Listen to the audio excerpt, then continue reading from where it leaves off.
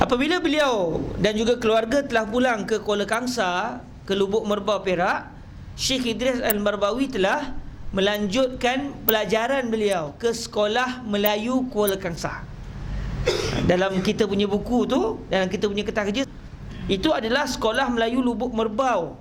Sekolah Melayu Lubuk Merbau hari ini, gambarnya begitu. Sekarang ni nama sekolah tu adalah Sekolah Kebangsaan Syekh Muhammad Idris Al-Marbawi. Sekolah Kebangsaan Syekh Muhammad Idris Al-Marbawi. Ditukar nama sekolah tu kerana seronoknya orang sekolah tu, kerana dulunya masa zaman tahun 1334 Hijriah tu, Syekh Idris pernah belajar di situ, Sekolah Melayu Kuala Kangsar. Hari ini jadi Sekolah Kebangsaan Syekh Muhammad Idris Al-Marbawi. Kalau kita pergi ke Kuala Kangsar, itu je lah sekolah kebangsaan yang ada setahu saya.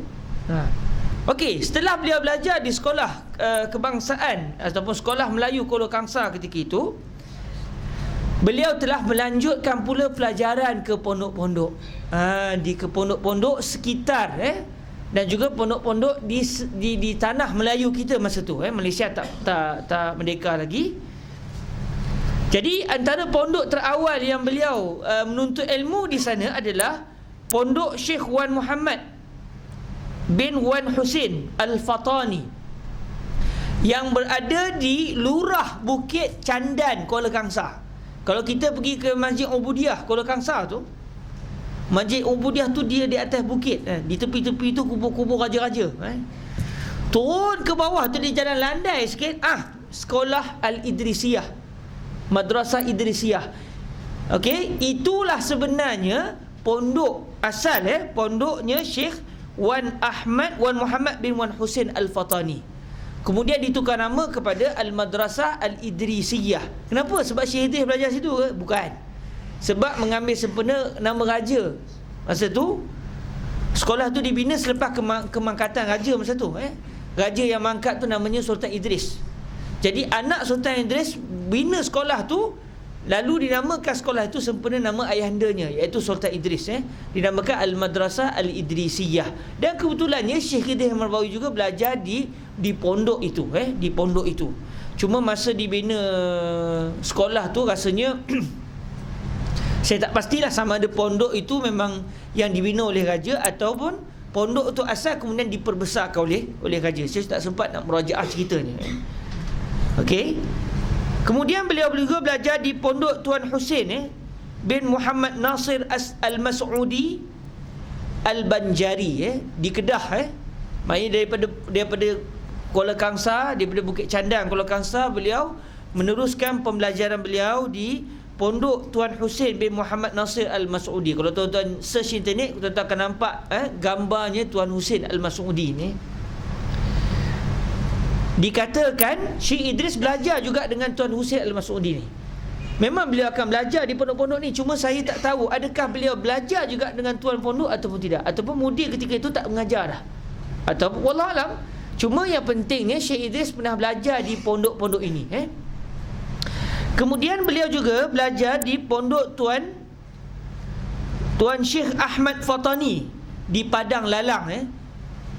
Syekh Ahmad Al-Fatani di Padang Lalang, Bukit Mertajam. Sekarang sekolah tu namanya Sekolah Menengah Agama Al-Ahmadiyah.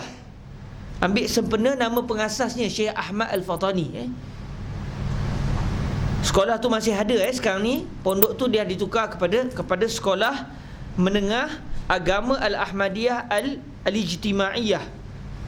Kemudian Syekh Idris Al-Marbawi juga pernah belajar di pondok Tok Kenali di Kubang Kerian, Kelantan. Dan memang dari segi sejarah Syekh Idris belajar terus dengan Tok Kenali, dengan Tok Kenali. Okey. Setelah beliau belajar, kita tengok kisah hidup beliau daripada Mekah, 17 tahun berhenti belajar.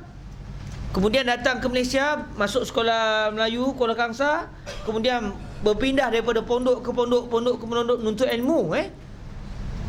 Kemudian akhirnya pada tahun 1924 Masihi, iaitu pada bulan Mac tahun 1924 Masihi, beliau telah menyambung pengajian ke Masjid Al-Azhar Al-Sharif. Saya cuba merajaah sejarah. Ketika beliau sampai ke Mesir, sistemnya bukan lagi sistem universiti, masih lagi sistem Al-Jami' Al-Azhar Al-Sharif. sekitar dalam 5 tahun 6 tahun selepas beliau sampai, barulah ada sistem universiti. Maknanya Syekh Idris sempat hidup pada zaman Masjid Al-Azhar dan juga sempat hidup pada zaman Universiti Al-Azhar Al-Sharif. Dan Syekh Idris telah memperolehi Asy-Syahadah Al-Aliyah dari Al-Azhar Al-Sharif. Kalau hari ini Syahadah Aliyah ini dia dinamakan sebagai Baccalaureus lesson BA lah, BA, Syahadah Al-Aliyah. Okey, dari segi sejarahnya, orang sejarah berpendapat Syekh Idris lah anak Perak pertama yang sampai ke Mesir. Kalau pergi ke rumah Kelantan dulu, disebut orang Kelantan pertama yang sampai ke Mesir adalah Tok Kenali. Maknanya orang Perak boleh banggalah. Orang Perak pertama yang sampai ke Mesir adalah Syekh Idris Al-Marbawi.